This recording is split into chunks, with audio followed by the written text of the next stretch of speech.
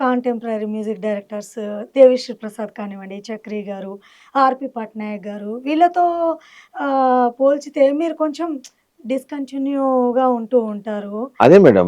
అదే జరుగుతుంది. అంటే నాకు హిట్ పడ్డ ఏంటి తర్వాత అసలు లోపం ఎక్కడుందని అంటే మీరనుకుంటారు? 2 వైపులు ఉంటది మేడం.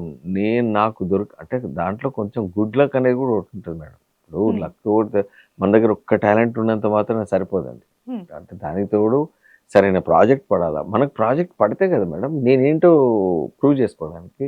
నీకు ప్రాజెక్టే పడకపోతే మన దగ్గర విషయం ఎట్లా బయటకొస్తది? సో, అది నాకు రైట్ టైమ్‌లో దొరకట్లేవు. కంటిన్యూయస్ హిట్స్ ఉంటేనే పెద్దవాళ్ళ దృష్టికెళ్తది. పెద్దవాళ్ళు ఇన్ ద సెన్స్ ఒక పెద్ద నిర్మాతో, పెద్ద హీరోనో, పెద్ద డైరెక్టరో మనం ఆ రేంజ్‌కెళ్తాం. ఒక హిట్ వచ్చి అది వినబడినట్టయితే అక్కడికి ఆగిపోద్ది.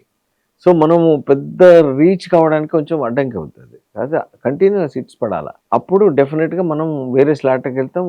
పెద్ద మన మ్యూజిక్ ఇవ్వడానికి అవకాశం ఉంటది. అంటే ఇప్పుడు మీరు ఈ ట్రెండ్‌కి తగ్గట్టు ఫాలో అవుతున్నారా? తప్పకుండా ఫాలో అయితాం మేడం. ఎందుకంటే అది లేకపోతే ఇన్ని రోజులు నేను ఆహ్, మీ మీరు నన్ను ఇంటర్వ్యూ కూడా చేయరు కదా!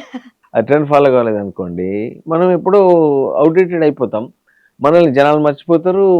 ప్రొడ్యూసర్స్ కూడా మర్చిపోతారు. డెఫినిట్‌గా మేము ఫాలో అవ్వాలి.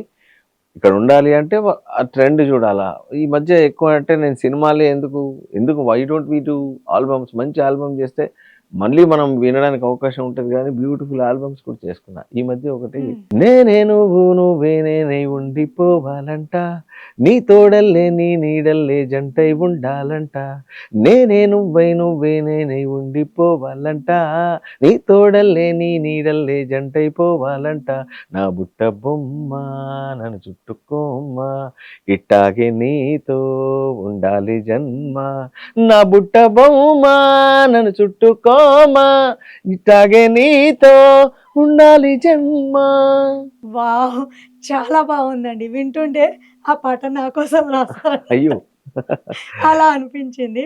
రియల్లీ అమ్మాయిలకి చాలా బాగా నచ్చుతది. ఇట్లా ఏంటంటే మనం ఎక్కడ డిసప్పాయింట్‌మెంట్‌కు స్కోప్ ఇవ్వద్దండి. యెస్. ఇక్కడ అన్నీ ఇప్పుడు మనం దొరికిన ప్లేస్‌లే బంగారం దొరకకుండా దొరుకుతదా?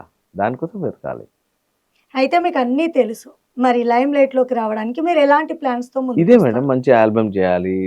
మనకు బయట నుంచైనా ఇప్పుడు ప్రైవేట్ ఆల్బమ్స్ ఎక్కడెక్కడో రిమోట్ ప్లేస్ నుంచి 'ఔరా' అనే మ్యూజిక్ ఇస్తున్నారు. ఒక యెస్. బొంబాయి రాను నేను బొంబాయికి రాను. రాను అది బొంబాయికి రాను. Cinema yes. కంటే ఎక్కువ వ్యూస్‌ని సంపాదించేసుకుంది. యెస్.